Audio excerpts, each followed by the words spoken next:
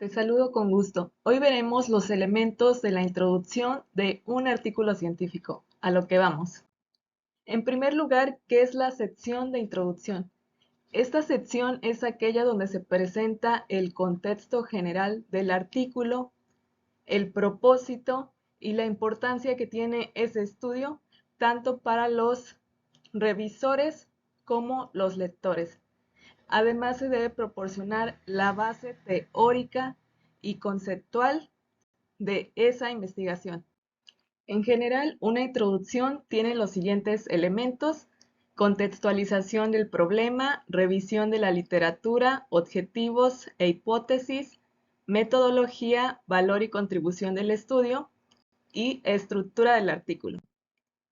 Dentro de estos elementos, siempre es importante darle mayor relevancia a estos dos aspectos, a la contextualización del problema y al valor y contribución del estudio.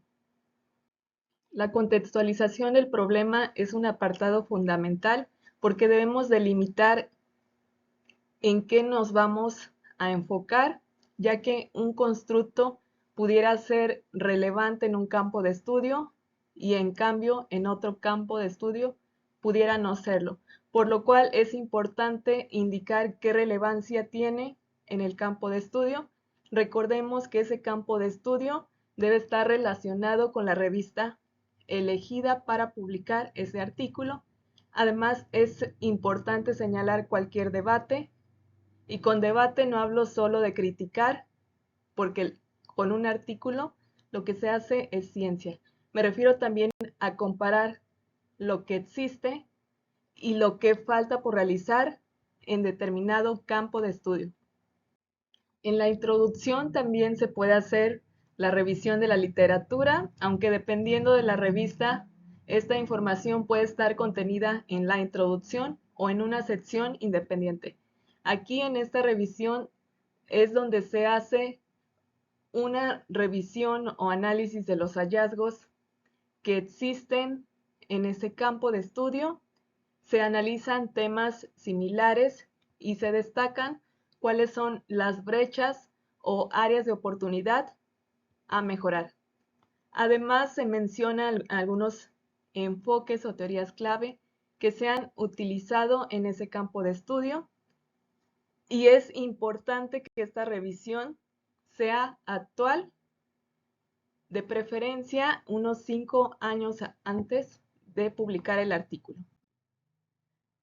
En un artículo de resultados podemos tener los objetivos dentro de la introducción, mientras que en un artículo de revisión de la literatura podemos tener la hipótesis o suposiciones de esa investigación, por lo que se debe analizar el tipo de artículo y el tipo de revista al que se va a someter ese artículo.